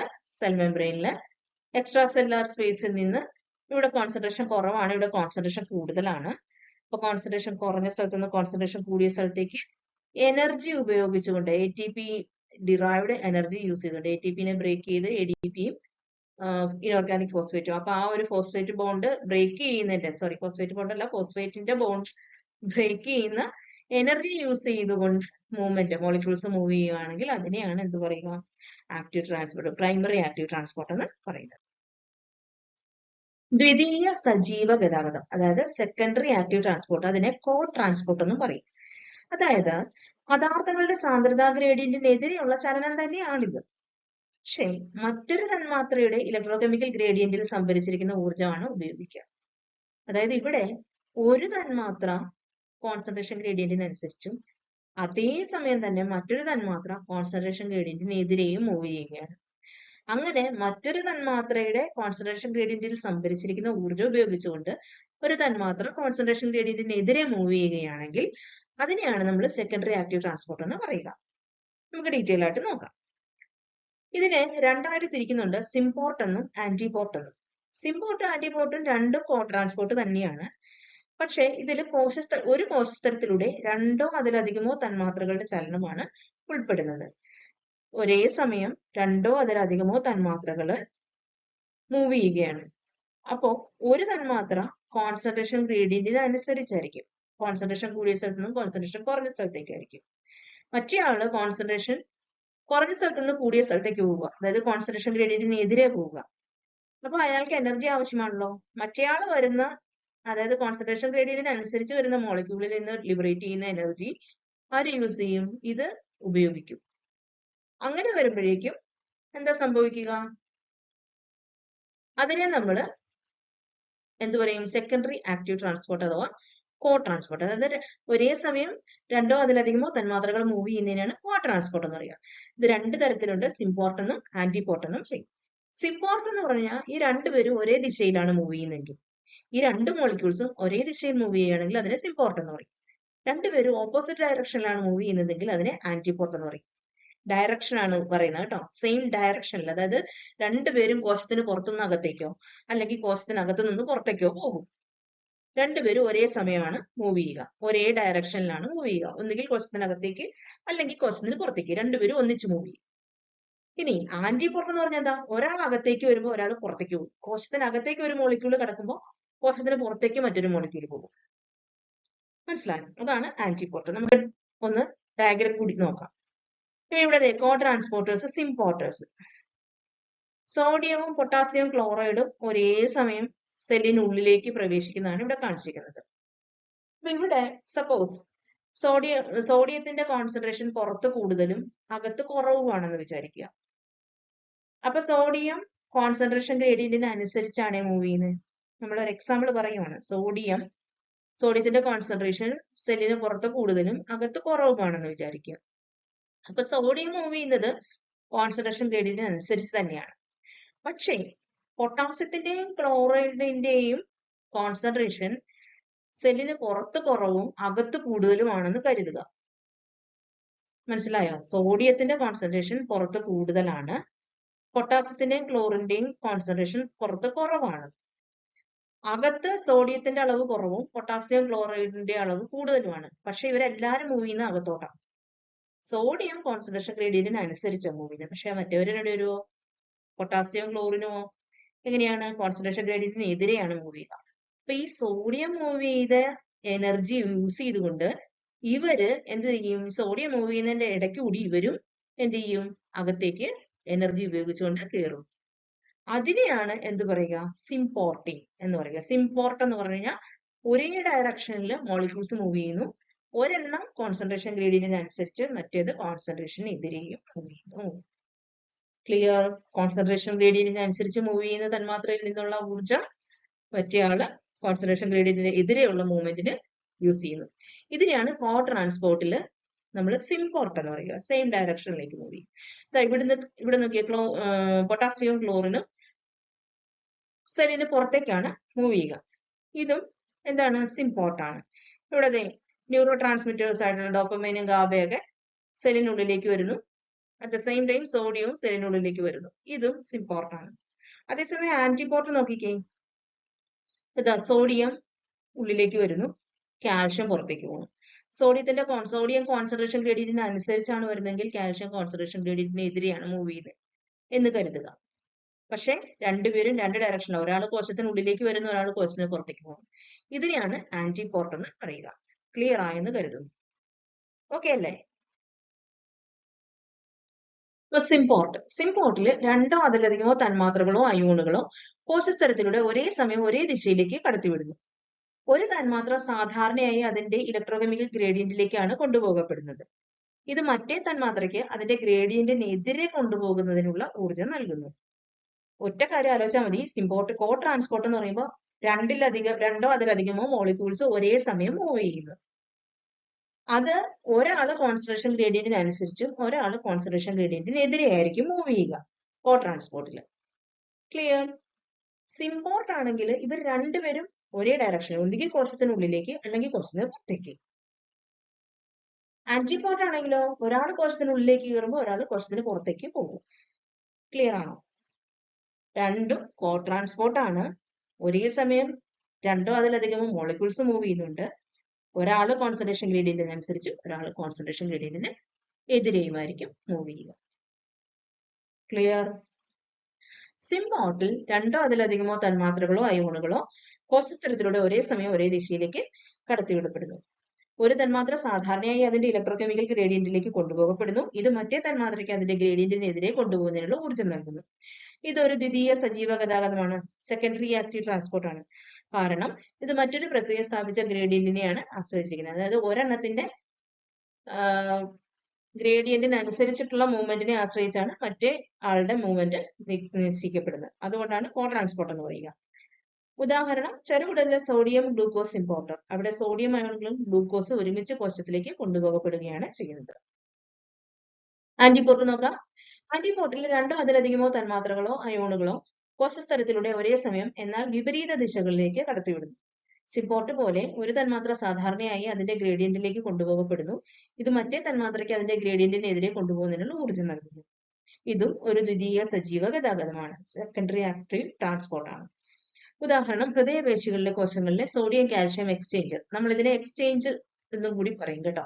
ആന്റിപോർട്ടിനെ എക്സ്ചേഞ്ചർ എന്നും കൂടി നമ്മൾ പറയും. ഇവിടെ സോഡിയം അയോണുകൾ കോശത്തിലേക്ക് നീങ്ങുകയും കാൽഷ്യം അയോണുകൾ പുറത്തേക്ക് നീങ്ങുകയും ചെയ്യുന്നു. ഇതിന്റെ കൂടെ നമ്മൾ കണക്ട് ചെയ്ത് പഠിക്കുന്ന ഒരു പദമാണ് യൂണിപോർട്ട്. ഫെസിലിറ്റേറ്റഡ് ഡിഫ്യൂഷനെയാണ് നമ്മൾ യൂണിപോർട്ട് എന്ന് പറയുക. ഒരു തന്മാത്ര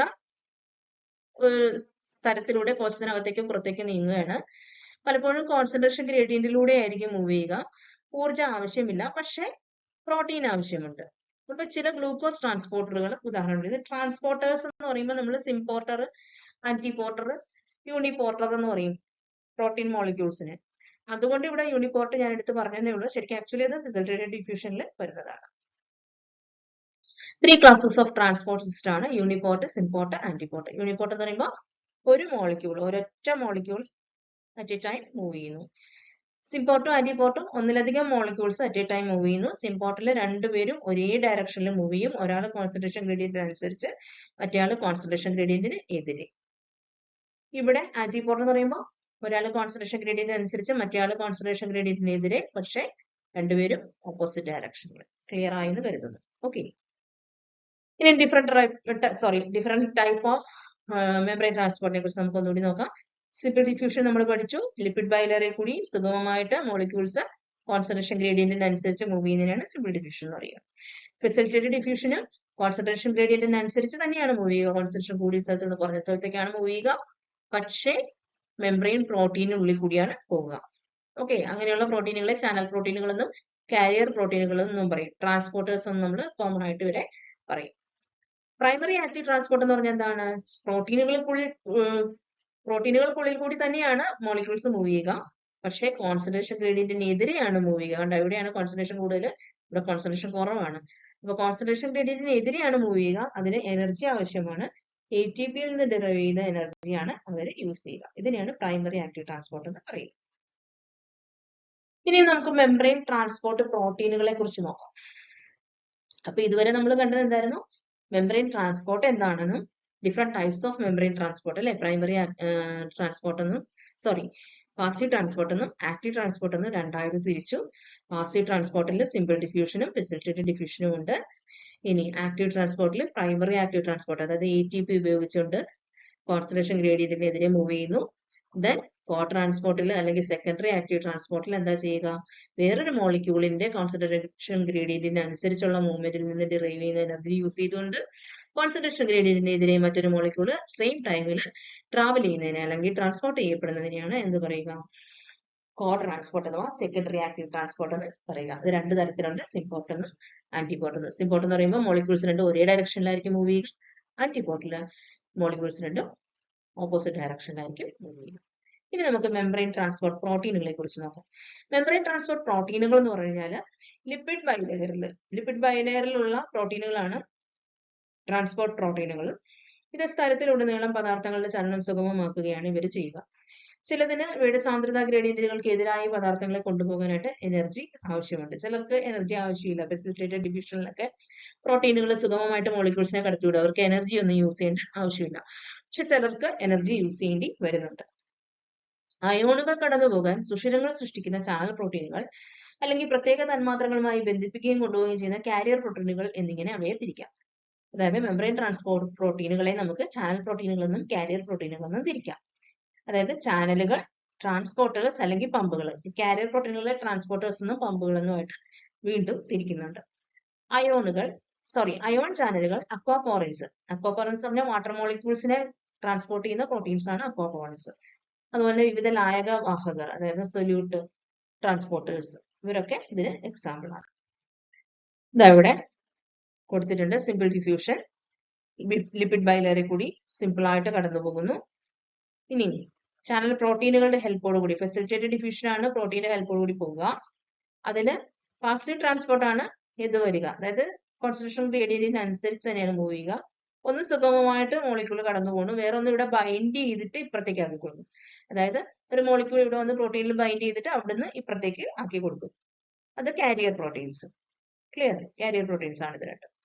അപ്പൊ ഇത്രയും ഫെസിലിറ്റേറ്റഡ് ഡിഫ്യൂഷൻ. ഇനി എനർജി യൂസ് ചെയ്തുകൊണ്ട് കോൺസെൻട്രേഷൻ ഗ്രേഡിയന്റിനെതിരെ, കണ്ട ഇവിടെ കോൺസെൻട്രേഷൻ കുറവ്, ഇവിടെ കോൺസെൻട്രേഷൻ കൂടുതൽ, ഇതിനെതിരെ എനർജി യൂസ് ചെയ്തുകൊണ്ട് മൂവ് ചെയ്യുന്നത് ആക്റ്റീവ് ട്രാൻസ്പോർട്ട്. ഓക്കെ ആണല്ലോ? ഇനി മെംബ്രെയിൻ ട്രാൻസ്പോർട്ട് പ്രോട്ടീനുകളെ കുറിച്ചാണ് നമ്മൾ പറഞ്ഞുകൊണ്ടിരുന്നത്. മെംബ്രെയിൻ ട്രാൻസ്പോർട്ട് പ്രോട്ടീനുകൾ ചാനലുകൾ എന്നും ട്രാൻസ്പോർട്ടേഴ്സ് എന്നും പമ്പുകൾ എന്നും തിരിച്ചിട്ടുണ്ട്. ചാനലുകളെ കുറിച്ചാണ് നമുക്ക് ആദ്യം നോക്കാം. അപ്പൊ ഈ പ്രോട്ടീനുകൾ സുഷിരങ്ങളോ ചാനലുകളോ ഉണ്ടാക്കുന്നു. ഇത് പ്രത്യേക അയോണുകളോ ചെറിയ തന്മാത്രകളോ അവയുടെ സാന്ദ്രതാ ഗ്രേഡിയന്റിനെ പിന്തുടരുന്ന സ്ഥലത്തിലൂടെ നിഷ്ക്രിയമായി കടന്നുപോകാൻ അനുവദിക്കുന്നു. അതായത് ചാനലുകൾ എന്ന് പറഞ്ഞു കഴിഞ്ഞാൽ സ്വാഭാവികമായിട്ടും പ്രോട്ടീനുകൾ തന്നെയാണ്. ഈ പ്രോട്ടീനുകൾ എന്താ ചെയ്യുക? മോളിക്യൂൾസിനെ സിമ്പിൾ ആയിട്ട് കടത്തിവിടുന്നു. എനർജി ഒന്നും ചിലപ്പോൾ യൂസ് ചെയ്യേണ്ടി വരുന്നില്ല അവർക്ക്. ഓക്കെ, അപ്പൊ ഇത് ചാനലുകൾ ഗേറ്റഡ് അല്ലെങ്കിൽ അൺഗേറ്റഡ് ആയിരിക്കും. ചില ചാനലുകൾ എപ്പോഴും തുറന്നിരിക്കും. അതിന് അൺഗേറ്റഡ് ചാനൽസ് എന്ന് വെച്ചാൽ അവിടെ കഥവൊന്നുമില്ല, ആർക്ക് വേണമെങ്കിലും എപ്പോ വേണമെങ്കിലും കയറി ഇറങ്ങി പോകാം. അങ്ങനെയുള്ള ചാനലുകളെ അൺഗേറ്റഡ് ചാനൽസ് പറയും. ഓക്കെ, ചിലത് ഗേറ്റഡ് ചാനൽസ് ആണ്. അതായത് ഗേറ്റ് ഉണ്ട്, അവിടെ ചില സിഗ്നൽസ് വന്നു കഴിഞ്ഞാൽ മാത്രം, സ്റ്റിമുലേഷൻസ് വന്നു കഴിഞ്ഞാൽ മാത്രം തുറക്കുന്ന ചാനൽസ് ആണ് ഗേറ്റഡ് ചാനൽസ്. അപ്പൊ ഈ ചാനലുകൾ അയോൺ ചാനലുകളും ജല ചാനലുകളും, അതായത് വാട്ടർ ചാനലുകളും ഉണ്ട്. അതിൽ അയോൺ ചാനലുകളാണ് പൊതുവെ ഗേറ്റഡ് ചാനൽസ് ആയിട്ട് കാണുക. ഉണ്ടോ? മെംബ്രെയിൻ ചാനലുകൾ, അയോൺ ചാനലുകളുണ്ട്. അയോൺ ചാനലുകളിൽ തന്നെ 3 തരമുണ്ട്. സോഡിയം, പൊട്ടാസ്യം, കാൽഷ്യം ക്ലോറൈഡ് തുടങ്ങിയ അയോണുകളുടെ കടന്നുപോകലിനാണ് അയോൺ ചാനലുകൾ ഹെൽപ്പ് ചെയ്യുന്നത്. അയോണുകളുടെ മൂവ്മെന്റിന് ഹെൽപ്പ് ചെയ്യുന്ന പ്രോട്ടീനുകളെയാണ് അയോൺ ചാനലുകൾ എന്ന് പറയുക. ഇതിൽ തന്നെ 3 തരമുണ്ട്. വോൾട്ടേജ് ഗേറ്റഡ് അയോൺ ചാനലുകൾ, ലിഗാൻഡ് ഗേറ്റഡ് അയോൺ ചാനലുകൾ, മെക്കാനിക്കൽ സെൻസിറ്റീവ് അയോൺ ചാനലുകൾ. വോൾട്ടേജ് ഗേറ്റഡ് അയോൺ ചാനലുകൾ എന്ന് പറഞ്ഞാൽ മെംബ്രെയിനിൽ വരുന്ന വോൾട്ടേജ് ഡിഫറൻസ് അനുസരിച്ച് തുറക്കുകയും അടയ്ക്കുകയും ചെയ്യുന്ന ചാനലുകളെയാണ് വോൾട്ടേജ് ഗേറ്റഡ് എന്ന് പറയുക. ലിഗാൻഡ് ഗേറ്റഡ് എന്ന് പറഞ്ഞാൽ ചില മോളിക്യൂൾസ് വന്ന് ഈ പ്രോട്ടീനിന്റെ ബൈൻഡിങ് സൈറ്റിൽ ബൈൻഡ് ചെയ്യുന്നതിന്റെ ഫലമായിട്ട് ഈ പ്രോട്ടീൻ ചാനൽ ഓപ്പൺ ആവുകയും ക്ലോസ് ചെയ്യുകയും ചെയ്യുന്ന തരം ഗേറ്റഡ് ചാനലുകളെയാണ് ലിഗാൻഡ് ഗേറ്റഡ് അയോൺ ചാനലുകൾ എന്ന് പറയുക. മെക്കാനിക്കൽ സെൻസിറ്റീവ് എന്ന് പറഞ്ഞാൽ ഈ മെംബ്രെയിനിൽ ഉണ്ടാകുന്ന ചില സ്ട്രെസ്സുകൾ അല്ലെങ്കിൽ സ്ട്രെച്ചുകൾ, പ്രഷർ, അങ്ങനെയുള്ള സ്റ്റിമുലേഷൻസ് വരുമ്പോഴേക്കും ചാനൽ പ്രോട്ടീൻസ് എന്ത് ചെയ്യും, ഓപ്പൺ ആയിക്കോളും, ചാനൽ ഓപ്പൺ ആയി പോകും. അങ്ങനെയുള്ള ഗേറ്റഡ് ചാനൽസ് ഉണ്ട്. അതിന് മെക്കാനിക്കൽ സെൻസിറ്റീവ് അയോൺ ചാനലുകൾ എന്ന് പറയും. ഓക്കെ, ഇതാ ഇവിടെ കൊടുത്തിട്ടുണ്ട്. ഓൾവേസ് ഓപ്പൺ ചാനൽസ്, സ്ഥിരം ഓപ്പൺ ആയിട്ടിരിക്കുന്ന അയോൺ ചാനലുകളുണ്ട്. അപ്പൊ ഇവിടെ സോഡിയം പൊട്ടാസ്യം ഒക്കെ അങ്ങനെ മൂവ് ചെയ്യും. സൈറ്റോസോളിൽ നിന്ന് സൈറ്റോസോളിലേക്കും സൈറ്റോസോളിന് പുറത്തേക്കും അയോണുകൾ ഫ്രീ ആയിട്ട് മൂവ് ചെയ്യുന്നുണ്ട്. ഇനി വോൾട്ടേജ് ഗേറ്റഡ് ചാനൽസ് പറഞ്ഞാൽ ഇവിടെ നോക്കി, ഇവിടെ വോൾട്ടേജിൽ ഒരു ഡിഫറൻസ് വന്നേക്കുന്നതുകൊണ്ടാണ്. കണ്ടോ, ഇവിടെ ഒരു പോസിറ്റീവ് ചാർജ് വന്നു കഴിഞ്ഞപ്പോഴേക്കും ഇവിടെ ഓപ്പൺ ആയിട്ട് വന്നു, അങ്ങനെ സോഡിയം ഉള്ളിലേക്ക് കടന്നു. ഇങ്ങനെ വോൾട്ടേജ് ഡിഫറൻസ് ഉണ്ടാകുന്നതിന്റെ ഫലമായിട്ട് മോളിക്യൂൾസ് മൂവ് ചെയ്യുക, അതായത് ഈ ചാനൽ ഓപ്പൺ ആകും. അല്ലാത്ത സമയത്ത് ഇങ്ങനെ ക്ലോസ്ഡ് ആയിട്ടായിരിക്കും ഇരിക്കുക. വോൾട്ടേജ് ഡിഫറൻസ് വരുമ്പോൾ ഇത് ഓപ്പൺ ആകും. അങ്ങനെയുള്ള ചാനൽസിനെ നമ്മൾ വോൾട്ടേജ് ഗേറ്റഡ് ചാനൽസ് പറയും. ലിഗാൻഡ് ഗേറ്റഡ് ചാനൽസ് ഇതാ ഇവിടെ നോക്കിക്കേ. ലിഗാൻഡ് ഗേറ്റഡ് ചാനൽസ്, ഇവിടെ ഒരു മെസ്സഞ്ചർ മോളിക്യൂൾ വന്നിട്ട് ഇവിടെ വന്ന് ഈ പ്രോട്ടീനിൽ അറ്റാച്ച് ചെയ്യും. കണ്ടോ, ഇതിന്റെ ആൽഫ യൂണിറ്റിൽ വന്ന് അറ്റാച്ച് ചെയ്തു. അറ്റാച്ച് ചെയ്ത് കഴിയുമ്പോഴേക്കും എന്ത് സംഭവിക്കും, ഇത് ഓപ്പൺ ആകും. അങ്ങനെ മോളിക്യൂൾസ് അകത്തേക്ക് പോകും. മെസ്സഞ്ചർ ലിഗാൻഡ് ഇതിൽ നിന്ന് ഡിറ്റാച്ച് ആയി പോയി കഴിഞ്ഞാൽ എന്ത് സംഭവിക്കും, അല്ലെങ്കിൽ മെസ്സഞ്ചർ ഇല്ലാത്ത സമയത്ത് എന്ത് സംഭവിക്കും, ഇത് ക്ലോസ്ഡ് ആയിട്ടിരിക്കും. കേട്ടോ, ഇങ്ങനെയുള്ള ചാനൽസിനെയാണ് ലിഗാൻഡ് ഗേറ്റഡ് ചാനൽസ് എന്ന് പറയുക. ഇനി മെക്കാനിക്കലി ഗേറ്റഡ് ചാനൽസ് നോക്കിക്കത്, ഇവിടെ ഒരു പ്രഷർ വന്നിരിക്കുന്നുണ്ടോ, അതായത് ഈ ലിപ്പിഡ് ബൈലറിൽ ഇവിടെ ഒരു സ്ട്രെച്ച് വന്നു, അല്ലെ, ഇവിടെ ഒരു പ്രഷർ വന്നു. അങ്ങനെ ഈ ചാനൽസിന്റെ രണ്ടു വശത്തും പ്രഷർ വന്നതിന്റെ ഫലമായിട്ട് ഇത് ഓപ്പൺ ആയിട്ട് പോകുന്നുണ്ട്. അങ്ങനെ എന്നിട്ട് അയോണുകളെ മൂവ് ചെയ്യിക്കുന്നു. ഇങ്ങനെയുള്ള ചാനൽസിനെ മെക്കാനിക്കലി ഗേറ്റഡ് ചാനൽസ് എന്ന് പറയും. ഓക്കെ, അപ്പോൾ നമ്മൾ പറഞ്ഞു മെംബ്രെയിൻ പ്രോട്ടീൻസ്, ചാനൽസ് ഉണ്ട്, ട്രാൻസ്പോർട്ടേഴ്സ് ഉണ്ട്, പമ്പുകളുണ്ട്. അതിൽ ചാനലുകൾ എന്ന് പറഞ്ഞു കഴിഞ്ഞാൽ അയോൺ ചാനലുകളും ഉണ്ട്, വാട്ടർ ചാനലുകളും ഉണ്ട്. അയോൺ ചാനലുകൾ തന്നെ 3 തരമുണ്ട്. ഗേറ്റഡ് ചാനലും ഉണ്ട്, നോൺ ഗേറ്റഡ് ചാനൽസും ഉണ്ട്. നോൺ ഗേറ്റഡ് ചാനൽസ് പറഞ്ഞാൽ എപ്പോഴും ഓപ്പൺ ആയിട്ടിരിക്കും. ഗേറ്റഡ് ചാനൽസ് എന്ന് പറഞ്ഞാൽ ചില സ്റ്റിമുലേഷൻസ് അനുസരിച്ച് മാത്രമേ തുറക്കുകയുള്ളൂ. അതിൽ വോൾട്ടേജ് ഗേറ്റഡ് ചാനൽ എന്ന് പറയുമ്പോൾ വോൾട്ടേജ് ഡിഫറൻസിനെ ബേസ് ചെയ്തിട്ടായിരിക്കും അതിന്റെ ഓപ്പണിങ്ങും ക്ലോസിങ്ങും വരിക. അതേസമയം ലിഗാൻഡ് ഗേറ്റഡ് എന്ന് പറയുമ്പോൾ ഏതെങ്കിലും ഒരു ലിഗാൻഡ് മോളിക്യൂൾ, ഒരു മെസ്സഞ്ചർ മോളിക്യൂൾ വന്ന് അതിന്റെ ബൈൻഡിങ് സൈറ്റിൽ അറ്റാച്ച് ചെയ്യുന്നതിന്റെ ഫലമായിട്ട് ഗേറ്റ് ഓപ്പൺ ആകുന്നതിനെയാണ് ലിഗാൻഡ് ഗേറ്റഡ് ചാനൽസ് എന്ന് പറയുക. മെക്കാനിക്കലി ഗേറ്റഡ് ചാനൽസ് എന്ന് പറഞ്ഞു കഴിഞ്ഞാൽ സ്ട്രെസ്സോ സ്ട്രെച്ചോ അതുപോലുള്ള പ്രഷറോ ഒക്കെ വരുന്നതിനനുസരിച്ചിട്ട് ലിപ്പിഡ് ബൈലറിൽ, അതായത് ഈ പ്രോട്ടീന്റെ സൈഡുകളിൽ വരുന്നതിനനുസരിച്ച് എന്ത് സംഭവിക്കും, ഈ ചാനൽ ഓപ്പൺ ആയി പോകും. അങ്ങനെയുള്ള മൂവ്മെന്റിനെയാണ്, അല്ലെങ്കിൽ അങ്ങനെ കൺട്രോൾ ചെയ്യപ്പെടുന്ന ചാനൽസിനെയാണ് നമ്മൾ മെക്കാനിക്കലി ഗേറ്റഡ് ചാനൽസ് എന്ന് പറയുന്നത്. ഇനി അടുത്തതാണ് അയോൺ ചാനലുകളാണ് നമ്മൾ ഇതുവരെ കണ്ടത്. ഇനിയുള്ളത് ജല ചാനലുകൾ, അതായത് അക്വാപോറൻസ് എന്നാണ് നമ്മൾ അവരെ പറയുക. അക്വാപോറൻസ്, AQPs എന്ന് പറയും. AQP 1, 2, 3 എന്നൊക്കെ പറഞ്ഞുകൊണ്ട് ഉണ്ട് കേട്ടോ. കിഡ്നീസിലൊക്കെയാണ് സാധാരണ ഇത് കൂടുതലായിട്ട് കാണുക. ഈ ചാനലുകൾ കോശസ്തരങ്ങളിലൂടെ ജലത്തിന്റെ ദ്രുതഗതിയിലുള്ള ഗതാഗതം സുഗമമാക്കുന്നു. അപ്പോ ജലത്തിന്റെ മൂവ്മെന്റിന് വാട്ടർ മോളിക്യൂൾസിനെ മാത്രം കടത്തിവിടുന്ന ചാനലുകളാണ് ആര്, അക്വാപോറൻസ്. ക്ലിയർ ആണല്ലോ. ഇനി അടുത്തതാണ് കാരിയറുകൾ. അപ്പൊ നമ്മൾ ചാനലുകൾ കണ്ടു, ദെൻ കാരിയറുകൾ, പമ്പുകൾ, ഇത് രണ്ടുമാണ് ഉള്ളത്. ഈ കാരിയറുകൾ എന്ന് പറഞ്ഞാൽ ട്രാൻസ്പോർട്ടറുകൾ. നമ്മൾ നേരത്തെ പറഞ്ഞില്ലേ, സിംപോർട്ട്, ആന്റിപോർട്ട്, യൂണിപോർട്ട് എന്ന് പറഞ്ഞില്ലേ, അങ്ങനെ ഹെൽപ്പ് ചെയ്യുന്ന പ്രോട്ടീൻ മോളിക്യൂൾസിനെയാണ് നമ്മൾ ട്രാൻസ്പോർട്ടേഴ്സ് എന്ന് പറയുക. ഓക്കെ, ഈ പ്രോട്ടീനുകൾ സ്ഥലത്തിന്റെ ഒരു വശത്തുള്ള പ്രത്യേക തന്മാത്രകളുമായി ബന്ധിപ്പിക്കുകയും ഒരു രൂപാന്തരപരമായ മാറ്റത്തിന് വിധേയമാവുകയും മറുവശത്തുള്ള തന്മാത്രയെ പുറത്തുവിടുകയും ചെയ്യുന്നു. ഇത് നിഷ്ക്രിയം എന്ന് പറയുമ്പോൾ ഏതാ, യൂണിപോർട്ട്, ഫെസിലിറ്റേറ്റഡ് ഡിഫ്യൂഷൻ, അല്ലെങ്കിൽ സക്രിയമോ സജീവമോ, അതായത് ഊർജ്ജം ആവശ്യമുള്ളത് ആകാം. കാരിയർ ട്രാൻസ്പോർട്ടറുകൾ എന്ന് പറഞ്ഞാൽ നമ്മൾ പറഞ്ഞു സിംപോർട്ടർ, ആന്റിപോർട്ടർ, യൂണിപോർട്ടർ ഒക്കെ നമ്മൾ പറഞ്ഞില്ലേ, അതാണ് എന്ത്, ട്രാൻസ്പോർട്ടറുകൾ പ്രോട്ടീൻസ്. അതായത് ഏതെങ്കിലും ഒരു പെർട്ടിക്കുലർ മോളിക്യൂൾസ് വന്ന് ബൈൻഡ് ചെയ്യുന്നതിന്റെ ഫലമായിട്ട് അവിടെ ബൈൻഡ് ചെയ്തുകൊണ്ടാണ് പോവുക. കാരിയർ പ്രോട്ടീൻസിനെ പോലെ പോകുക. ചിലത് ഫെസിലിറ്റേറ്റഡ് ഡിഫ്യൂഷൻ ഉണ്ട്, ജസ്റ്റ് ഓപ്പൺ ആയിട്ട് പോകും, ചാനൽ പ്രോട്ടീൻസ് പോലെ. അത് ചാനൽ. ഇത് കാരിയർ എന്ന് പറഞ്ഞാൽ ബൈൻഡ് ചെയ്യും. മനസ്സിലായോ? വരുന്ന അയോണുകളാണെങ്കിൽ എന്ത് മോളിക്യൂൾ ആണെങ്കിലും അതിനെ ബൈൻഡ് ചെയ്ത് എടുത്തോണ്ട് ഇപ്പുറത്തേക്ക് കൊണ്ടുവരും. അങ്ങനെയാണ് ചെയ്യുക. ക്ലിയർ? ഇനി അടുത്ത മൂന്നാമത്തെ കാറ്റഗറിയാണ് പമ്പുകൾ. ഈ പ്രോട്ടീനുകൾ ഊർജ്ജം ഉപയോഗിച്ച് തന്മാത്രകളെ അവയുടെ സാന്ദ്രത ഗ്രേഡിയന്റിനെതിരെയാണ് നീക്കുക. അതായത് നമ്മൾ പറഞ്ഞ ആക്റ്റീവ് ട്രാൻസ്പോർട്ടിൽ വരുന്നവരാണ് പമ്പുകൾ, അല്ലെ? ഊർജ്ജം ഉപയോഗിച്ചുകൊണ്ട് സാന്ദ്രത ഗ്രേഡിയന്റിനെതിരെ മൂവ് ചെയ്യുന്നത്. കാരിയറുകൾ എങ്ങനെ വേണേലും ആകാം. ഗ്രേഡിയന്റിന് അനുസരിച്ചും ആകാം, ഗ്രേഡിയന്റിന് എതിരെയും ആകാം. അതായത് ആക്റ്റീവും ആകാം, പാസീവും ആകാം. ചാനലുകൾ നമ്മൾ ഓൾറെഡി പറഞ്ഞല്ലോ, ചിലപ്പോൾ സദാ ഓപ്പൺ ആയിരിക്കും, ചിലപ്പോൾ ഇവര് ചില സ്റ്റിമുലേഷൻസ് അനുസരിച്ച് മാത്രം ഓപ്പൺ ആകുന്നവരുണ്ട്. ചാനലുകൾ എപ്പോഴും ഫ്രീ ആയിട്ട് മൂവ് ചെയ്യാം, എനർജി ആവശ്യമില്ല. പക്ഷെ കാരിയറുകളിൽ എന്ത് ചെയ്യും, എനർജി ആവശ്യമുള്ളതുകൊണ്ട് എനർജി ആവശ്യമില്ലാത്തതുകൊണ്ട്, പക്ഷെ അവര് ബൈൻഡ് ചെയ്തിട്ടായിരിക്കും ഇപ്പുറത്തേക്ക് കൊണ്ടുവരിക. പമ്പുകൾ എന്താ ചെയ്യുക, ഈ എനർജി ഗ്രേഡിയന്റിന് എതിരെ, കോൺസെൻട്രേഷൻ ഗ്രേഡിയന്റിന് എതിരെ ആയിരിക്കും മൂവ് ചെയ്യുക, എനർജി യൂസ് ചെയ്തുകൊണ്ടായിരിക്കും മൂവ് ചെയ്യുക. ആക്റ്റീവ് ട്രാൻസ്പോർട്ട് ആണ് പമ്പുകളിൽ വരിക. ഇത് സ്ഥലത്തിലുടനീളം ഇലക്ട്രോകെമിക്കൽ ഗ്രേഡിയന്റുകൾ സ്ഥാപിക്കുകയും ചെയ്യും. ഊർജ്ജം ഉപയോഗിച്ചാണ് തന്മാത്രകളെ അവയുടെ സാന്ദ്രതാ ഗ്രേഡിയന്റിന് എതിരെയാണ് നീക്കുക. സോഡിയം പൊട്ടാസ്യം പമ്പൊക്കെ ഇതിനൊരു എക്സാമ്പിൾ ആണ്. ഇതാ ഇവിടെ കൊടുത്തിട്ടുണ്ട് ചാനൽസ്. കണ്ടോ, ഗേറ്റ് ഇങ്ങനെയാണ്. ഗേറ്റ് ക്ലോസ് ചെയ്യുകയും ഓപ്പൺ ആകുകയും ചെയ്യുന്നതുണ്ട്. ചിലത് ഫുൾ ടൈം ഓപ്പൺ ആയിരിക്കുന്ന ഓപ്പൺ ചാനൽസ് ഉണ്ട്. ട്രാൻസ്പോർട്ടേഴ്സ് എന്ന് പറയുമ്പോൾ യൂണിപോർട്ടർ ഉണ്ട്, സിംപോർട്ടർ ഉണ്ട്, ആന്റിപോർട്ടർ ഉണ്ട്. ഇതൊന്നും ഇനി എക്സ്പ്ലെയിൻ ചെയ്യേണ്ട ആവശ്യമില്ലല്ലോ. ATP പവർഡ് പമ്പ്സ് ആണ് അടുത്തത്. ഇത് കണ്ടോ, മോളിക്യൂൾസിനെ കോൺസെൻട്രേഷൻ ഗ്രേഡിയന്റിനെതിരെ മൂവ് ചെയ്യുന്നു, ATP യൂസ് ചെയ്തുകൊണ്ടാണ്, അല്ലെങ്കിൽ എനർജി യൂസ് ചെയ്തുകൊണ്ടാണ് മൂവ് ചെയ്യുക. മെംബ്രെയിൻ ട്രാൻസ്പോർട്ട് പ്രോട്ടീനുകളുടെ എക്സാമ്പിൾസ് നമുക്കൊന്ന് നോക്കാം. ഒരു എക്സാമ്പിൾ ആണ് അക്വാപോറിൻസ്, ഗ്ലൂക്കോസ് ട്രാൻസ്പോർട്ടർ. അക്വാപോറിൻസ് എന്ന് പറഞ്ഞാൽ സ്ഥലത്തിലൂടെ ജലത്തിന്റെ ഗതാഗതം സുഗമമാക്കുന്നത്, AQPs എന്നറിയപ്പെടും. ഗ്ലൂക്കോസ് ട്രാൻസ്പോർട്ടറുകൾ ഗ്ലൂട്സ് എന്നറിയപ്പെടുന്നു. സുഗമമായ വ്യാപനത്തിലൂടെ, അതായത് ഫെസിലിറ്റേറ്റഡ് ഡിഫ്യൂഷനിലൂടെ ഗ്ലൂക്കോസിനെ കോശങ്ങളിലേക്ക് പ്രവേശിക്കാൻ അനുവദിക്കുകയാണ് ഗ്ലൂക്കോസ് ട്രാൻസ്പോർട്ടറുകൾ ചെയ്യുന്നത്. Sodium potassium pump, sodium potassium ATPase എന്നറിയപ്പെടും.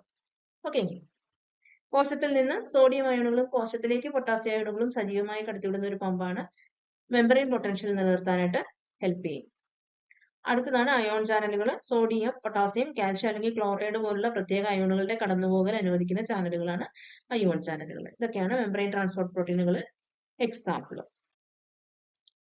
ഇതാ ഇവിടെ ഒന്നുകൂടി നമ്മൾ ഗേറ്റഡ് അയോൺ ചാനൽസിന്റെ ഡിഫറെന്റ് ടൈപ്സ് കാണിക്കുകയാണ്. ഇത് വോൾട്ടേജ് ഗേറ്റഡ് ചാനൽസ് ആണ്. സോഡിയം ചാനലും പൊട്ടാസ്യം ചാനലും നോക്കിക്കേ, ഇത് വോൾട്ടേജ് അനുസരിച്ച് കണ്ടോ, ഇവിടെ എക്സ്ട്രാ സെല്ലുലാറിൽ പോസിറ്റീവ് ആയിരുന്നു, ഇൻട്രാസെല്ലുലാർ സൈഡിൽ സൈറ്റോസോളിക് സൈഡിൽ നെഗറ്റീവ് ചാർജ് ആയിരുന്നു. അതേസമയം ഇവിടെ ഒരു പൊട്ടൻഷ്യൽ ഡിഫറൻസ് വന്നു കേട്ടോ, ഇത് നേരെ റിവേഴ്സ് ആയി. അതായത് സെല്ലിന് വെളിയിൽ നെഗറ്റീവും, നമ്മള് ട്രാൻസ്പോർട്ട് ഒക്കെ പഠിക്കുമ്പോൾ പഠിക്കത്തില്ലേ, കോശത്തിന് സെൽ മെമ്പറിന് പുറത്ത് പോസിറ്റീവ് ആയിരുന്നു, എന്നിട്ട് അകത്ത് നെഗറ്റീവ് ആയിരുന്നു. അപ്പോഴേക്കും ഒരു എന്താ പറയുക, നെർവ് ഇമ്പൾസ് വന്നു, പെട്ടെന്ന് തന്നെ ഇവിടെ നെഗറ്റീവ് ആയി എന്നൊക്കെ പറഞ്ഞ് നമ്മൾ പഠിക്കില്ലേ. അതേപോലെ ഇവിടെ എന്ത് പറ്റി, മെമ്പറിന്റെ പുറത്ത് ഒരു സിഗ്നൽ വന്നപ്പോഴേക്കും അത് നെഗറ്റീവ് ആയിട്ട് മാറി, പെട്ടെന്ന് തന്നെ അകത്ത് പോസിറ്റീവ് ആയിട്ട് മാറി. അങ്ങനെ ഒരു പൊട്ടൻഷ്യൽ ഡിഫറൻസ് വരുമ്പോൾ ഈ ചാനൽ ഓപ്പൺ ആകും. അതാണ് സോഡിയം ചാനലും പൊട്ടാസ്യം ചാനലും. ക്ലിയർ? സോഡിയം സെല്ലിന് പുറത്തുനിന്ന് അകത്തേക്കാണ് വരിക, പൊട്ടാസ്യം സെല്ലിനകത്തുനിന്ന് പുറത്തേക്കാണ് പോവുക വോൾട്ടേജ് ഗേറ്റഡ് ചാനലിൽ. മെക്കാനിക്കലി ഗേറ്റഡ് ചാനൽ നോക്കിക്കേ, ഇവിടെ ക്ലോസ്ഡ് ആയിട്ട് ഇരിക്കുകയായിരുന്നു, ഇവിടെ ഒരു സ്ട്രെച്ച് വന്നു ഉണ്ടോ, ഈ മെമ്പറൈൻ രണ്ട് സൈഡിലേക്ക് ഇങ്ങനെ സ്ട്രെച്ച് ആയപ്പോഴേക്കും ഇത് ഓപ്പൺ ആയിട്ട് മാറി. അതാണ് mechanically gated channels. Ligand gated channels നോക്കിയേ, ഈ ഗേറ്റിന്റെ ഇവിടെ ഒരു എന്താ പറയുക, ലിഗാൻഡ് ബൗണ്ടിങ് സൈറ്റ് ഉണ്ട്. ലിഗാൻഡ് ബൈൻഡിങ് സൈറ്റിൽ വന്നിട്ട് ലിഗാൻഡ് ബൈൻഡ് ചെയ്യുമ്പോഴേക്കും എന്ത് സംഭവിക്കും, ഗേറ്റ് ഓപ്പൺ ആകും, മോളിക്യൂൾസ് മൂവ് ചെയ്യും, അയോൺസ് മൂവ് ചെയ്യും. ലിഗാൻഡ് ഡിറ്റാച്ച്ഡ് ആകുമ്പോഴേക്കും അത് ക്ലോസ്ഡ് ആകും. മനസ്സിലായോ? ഇതാണ് 3 ടൈപ്പ് അയോൺ ചാനലുകൾ. ഇനി മെംബ്രെയിൻ ട്രാൻസ്പോർട്ട് പ്രോട്ടീനുകളുടെ പ്രാധാന്യം നമുക്കൊന്ന് നോക്കാം. പോഷകങ്ങളുടെ ആഗിരണം, അതായത് ന്യൂട്രിയൻസ് സെല്ലിനുള്ളിലേക്ക് അബ്സോർബ് ചെയ്യണമെങ്കിൽ, ന്യൂട്രിയൻസ് ഗ്ലൂക്കോസ് ഒക്കെ ശരീരത്തിനുള്ളിൽ സെല്ലിനുള്ളിലേക്ക് എത്തണമെന്നുണ്ടെങ്കിൽ മെംബ്രെയിൻ പ്രോട്ടീൻസ് ആവശ്യമാണ്. അവരാണ് ഇതിനെ കടത്തിവിടുക. കോശങ്ങളെ അവയുടെ പരിസ്ഥിതിയിൽ നിന്ന് ആവശ്യ പോഷകങ്ങൾ സ്വീകരിക്കാൻ പ്രാപ്തമാക്കുന്നു. രണ്ടാമത്തത് മാലിന്യ നീക്കം. മെറ്റബോളിക് ആക്ടിവിറ്റീസിന്റെ ഫലമായിട്ടുണ്ടാകുന്ന ടോക്സിൻസിനെയും അതുപോലെ തന്നെ മറ്റുള്ള ബൈ പ്രൊഡക്ട്സിനെയും ഒക്കെ സെല്ലിന് വെളിയിലേക്ക് കൊണ്ടുപോകാനായിട്ട് ഹെൽപ്പ് ചെയ്യുന്നത് മെംബ്രെയിൻ ട്രാൻസ്പോർട്ട് പ്രോട്ടീനുകളാണ്.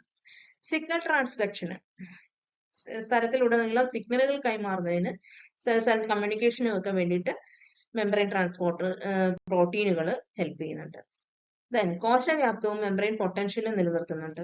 സെല്ലിന്റെ വോളിയം കറക്റ്റ് ആയിട്ട് മെയിൻറ്റെയിൻ ചെയ്യാനും അതുപോലെ തന്നെ മെംബ്രെയിന്റെ പൊട്ടൻഷ്യൽ മെയിൻറ്റെയിൻ ചെയ്യാനും ഒക്കെ ഈ പ്രോട്ടീൻസ് ഹെൽപ്പ് ചെയ്യുന്നുണ്ട്. മരുന്നുകളുടെ ഗതാഗതവും ഉപാപചയവും, അതായത് മരുന്നുകളുടെ ആഗിരണം, വിതരണം, ഉപാപചയം, വിസർജനം എന്നിവയെ സ്വാധീനിക്കുന്നു. പിന്നെ ചില ഈ ഗതാഗത പ്രോട്ടീനുകളിൽ, ഈ ട്രാൻസ്പോർട്ട് പ്രോട്ടീനുകളെ കോഡ് ചെയ്യുന്ന ജീനിൽ എന്തെങ്കിലും ഡിഫക്റ്റുകൾ സംഭവിച്ചു പോയി, മ്യൂട്ടേഷൻ ഒക്കെ സംഭവിച്ചു പോയി കഴിഞ്ഞാൽ എന്ത് പറ്റും? ഈ പ്രോട്ടീനുകൾക്ക് ഡിഫക്റ്റീവ് ആയിട്ട് മാറുകയോ അല്ലെങ്കിൽ ഇതിന്റെ സിന്തസിസിനെ ബാധിക്കുകയോ ഒക്കെ ചെയ്തു കഴിഞ്ഞാൽ അത് മെംബ്രെയിൻ ട്രാൻസ്പോർട്ടിനെ ബാധിക്കുകയും പലതരത്തിലുള്ള ജനിതക രോഗങ്ങൾക്ക് കാരണമാവുകയും ചെയ്യും. ഫിനൈൽകീറ്റോയൂറിയ എന്നൊക്കെ പറഞ്ഞ് നമ്മൾ പഠിച്ചിട്ടുള്ള അതുപോലത്തെ കുറെ ഡിസീസസ് ഉണ്ട്. അതൊക്കെ ഈ മെംബ്രെയിൻ പ്രോട്ടീനുകളിൽ വരുന്ന ഡിഫക്റ്റ് കൊണ്ടുണ്ടാകുന്ന രോഗങ്ങൾ. ഇതെല്ലാത്തിന്റെ ഒരു സമ്മറിയാണ് നമ്മളിവിടെ കൊടുത്തേക്കുന്നത്. നോക്കുക, നമുക്ക് നമ്മുടെ ട്രാൻസ്പോർട്ട് രണ്ട് തരം ഉണ്ട്: passive transport, active transport. Passive ട്രാൻസ്പോർട്ടിൽ വരുന്നതാണ് simple diffusion, passive diffusion, facilitated diffusion. ഇതിലെല്ലാം എങ്ങനെയാണ്? ഹയർ കോൺസെൻട്രേഷനിൽ നിന്ന് ലോവർ കോൺസെൻട്രേഷനിലേക്കാണ്. കോൺസെൻട്രേഷൻ ഗ്രേഡിയന്റിനനുസരിച്ച് മൂവ് ചെയ്യുന്നതാണ് പാസീവ് ട്രാൻസ്പോർട്ട് എന്ന് പറയുക. ഇത് ചാനൽ മീഡിയേറ്റഡ് ആണ്, ഇത് കാരിയർ മീഡിയേറ്റഡ് ആണ്. പാസീവ് ഡിഫ്യൂഷൻ എന്ന് പറയുമ്പോൾ ചാനൽ പ്രോട്ടീനിൽ കൂടിയുള്ള ഡിഫ്യൂഷൻ ആണ്. ഇത് ഫെസിലിറ്റേറ്റഡ് ഡിഫ്യൂഷൻ, യൂണിപോർട്ട് എന്ന് പറയുന്നത് കാരിയർ പ്രോട്ടീനിൽ കൂടി ഉള്ള മൂവ്മെന്റ് ആണ്, ബൈൻഡ് ചെയ്ത് കൊണ്ടുപോകുന്നത്. ഓക്കെ, ഇത് ഓർത്താൽ മതി. ഇപ്പൊ ക്ലിയർ ആയല്ലേ പാസീവ് ട്രാൻസ്പോർട്ട്? ഇനി ആക്റ്റീവ് ട്രാൻസ്പോർട്ട് വരിക. പ്രൈമറിയും സെക്കൻഡറിയും ഉണ്ട്. പ്രൈമറി ആക്റ്റീവ് ട്രാൻസ്പോർട്ട് എന്ന് പറഞ്ഞാൽ പമ്പ് മീഡിയേറ്റഡ്, അതായത് ATP യൂസ് ചെയ്തുകൊണ്ടുള്ള ഹൈ എനർജി യൂസ് ചെയ്തുകൊണ്ടുള്ള മൂവ്മെന്റിനെയാണ് പ്രൈമറി ആക്റ്റീവ് ട്രാൻസ്പോർട്ട് എന്ന് പറയുക. ഇവിടെ കോൺസെൻട്രേഷൻ ഗ്രേഡിയന്റിന് എതിരാണ് കണ്ടോ. ലോവർ കോൺസെൻട്രേഷനിൽ നിന്ന് ഹയർ കോൺസെൻട്രേഷനിലേക്കാണ് മോളിക്യൂൾസ് മൂവ് ചെയ്യുക. അത് ഒറ്റ മോളിക്യൂൾ മാത്രമാകാം, അതേസമയം ഒന്നിലധികം molecules at a time move ചെയ്യുന്നതാകാം. പക്ഷെ എപ്പോഴും മൂവ്മെന്റ് എങ്ങനെയായിരിക്കും? ലോവർ കോൺസെൻട്രേഷനിൽ നിന്ന് ഹയർ കോൺസെൻട്രേഷനിലേക്ക് ആണ്. ലോവർ കോൺസെൻട്രേഷനിൽ നിന്ന് ഹയർ കോൺസെൻട്രേഷനിലേക്ക് ATP യൂസ് ചെയ്തിട്ടുള്ള മൂവ്മെന്റിനെയാണ് pump mediated primary active transport എന്ന് പറയുന്നത്. സെക്കൻഡറി ആക്റ്റീവ് ട്രാൻസ്പോർട്ട് എന്ന് പറഞ്ഞാൽ കാരിയർ മീഡിയേറ്റഡ് ആണ്. ഇത് സിംപോർട്ടും ഉണ്ട് ആന്റിപോർട്ടും ഉണ്ട്. സിംപോർട്ട് കോ ട്രാൻസ്പോർട്ട് എന്ന് പറയും. രണ്ടും കോ ട്രാൻസ്പോർട്ട് തന്നെയാണ്. ആന്റിപോർട്ടിനെ നമ്മൾ എക്സ്ചേഞ്ച് എന്ന് കൂടി പറയും. ഇവിടെ എന്താ സംഭവിക്കുക? ഇവിടെ അറ്റ് എ ടൈം ഒന്നിലധികം മോളിക്യൂൾസ് മൂവ് ചെയ്യുന്നുണ്ട്. ഒരാള് എന്ത് ചെയ്യും? ഹയർ കോൺസെൻട്രേഷനിൽ നിന്ന് ലോവർ കോൺസെൻട്രേഷനിലേക്ക്, കോൺസെൻട്രേഷൻ ഗ്രേഡിയന്റ് അനുസരിച്ച്. മറ്റേ ആള് ലോവർ കോൺസെൻട്രേഷനിൽ നിന്ന് ഹയർ കോൺസെൻട്രേഷനിലേക്ക്. പക്ഷെ രണ്ടുപേരും മൂവ് ചെയ്യുന്നത് സെയിം ഡയറക്ഷനിലാണ്. കണ്ടോ? ഇവിടെ സെക്കൻഡറി ട്രാൻസ്പോർട്ടിൽ അല്ലെങ്കിൽ ആന്റിപോർട്ടിൽ എങ്ങനെയാ പറയാ? ഒരാൾ ഹയർ കോൺസെൻട്രേഷനിൽ നിന്ന് ലോവർ കോൺസെൻട്രേഷനിലേക്കും ഒരാള് ലോവർ കോൺസെൻട്രേഷനിൽ നിന്ന് ഹയർ കോൺസെൻട്രേഷനിലേക്കും. കണ്ടോ? പക്ഷെ ഓപ്പോസിറ്റ് ഡയറക്ഷൻ. ഇതാണ് എന്ത്? ആന്റിപോർട്ട്. ക്ലിയർ ആയെന്ന് കരുതുന്നു. ഇതൊക്കെ നമ്മൾ ഇന്ന് പഠിച്ചതിന്റെ ഒരു സമ്മറിയാണ്. ഇനി മെംബ്രെയിൻ ഗതാഗതത്തിന്റെ പ്രാധാന്യവും കൂടി നമുക്കൊന്ന് നോക്കിയേക്കാം. കോശങ്ങളിലേക്കും പുറത്തേക്കും പോഷകങ്ങൾ, അയോണുകൾ, മറ്റു തന്മാത്രകൾ എന്നിവയുടെ ചലനത്തെ നിയന്ത്രിക്കുന്നു. ശരിയായ കോശവ്യാപ്തം, വൈദ്യുത പൊട്ടൻഷ്യൽ, ഇൻട്രാസെല്ലുലാർ സിഗ്നലിംഗ് എന്നിവ നിലനിർത്തുന്നതിന് അത്യാവശ്യമാണ്. ഇതൊക്കെ നമ്മൾ പ്രോട്ടീന്റെ ഇമ്പോർട്ടൻസ് പറഞ്ഞതുപോലെ തന്നെയാണ് മെംബ്രെയിൻ ട്രാൻസ്പോർട്ടിന്റെ ഇമ്പോർട്ടൻസും സെയിം തന്നെയാണ് കേട്ടോ. അല്ലെ? കോശത്തിനകത്തേക്കും പുറത്തേക്കും ന്യൂട്രിയൻസും അയോണുകളും മറ്റു തന്മാത്രകളൊക്കെ മൂവ് ചെയ്യാൻ ഹെൽപ്പ് ചെയ്യുന്നുണ്ട്. അതുപോലെ തന്നെ കോശത്തിന്റെ വോളിയം, അതുപോലെ വൈദ്യുത പൊട്ടൻഷ്യൽ, ഇൻട്രാസെല്ലുലാർ സിഗ്നലിംഗ് എന്നിവയൊക്കെ നിലനിർത്തുന്നതിന് ആവശ്യമാണ്. നാഡീ പ്രക്ഷേപണം, പേശികളുടെ സങ്കോചം, പോഷകാകിരണം എന്നിവ ഉൾപ്പെടെ വിവിധ സെല്ലുലാർ പ്രക്രിയകളിൽ നിർണായക പങ്ക് വഹിക്കുന്നുണ്ട്. സ്ഥലഗതാഗതത്തിലെ തകരാറുകൾ വിവിധ രോഗങ്ങൾക്ക് കാരണമായി. അപ്പൊ ഇത്രയുമാണ് ഇന്നത്തെ ടോപ്പിക്ക്. മനസ്സിലായി എന്ന് കരുതുന്നു. ഇത്തിരി വിശദമായ ലെങ്തി ആയിപ്പോയ ക്ലാസ് ആണ്, പക്ഷെ കാര്യങ്ങൾ വിശദമായിട്ട് പറഞ്ഞിട്ടുണ്ട്. മനസ്സിലായി എന്ന് കരുതുന്നു. ഇതിന് ഒരു മാർക്കിന്റെ ഒരു ക്വസ്റ്റ്യൻ നമുക്ക് പ്രതീക്ഷിക്കാവുന്ന ഒരു പോർഷൻ ആണ് മെംബ്രെയിൻ ട്രാൻസ്പോർട്ട്. മിക്കവാറും വന്ന് കണ്ടിട്ടുള്ള ഒരു ഏരിയ ആണ് ക്വസ്റ്റ്യൻസ്. അതുകൊണ്ട് നന്നായിട്ട് പഠിക്കുക. Thank you for watching. See you in my next video. By.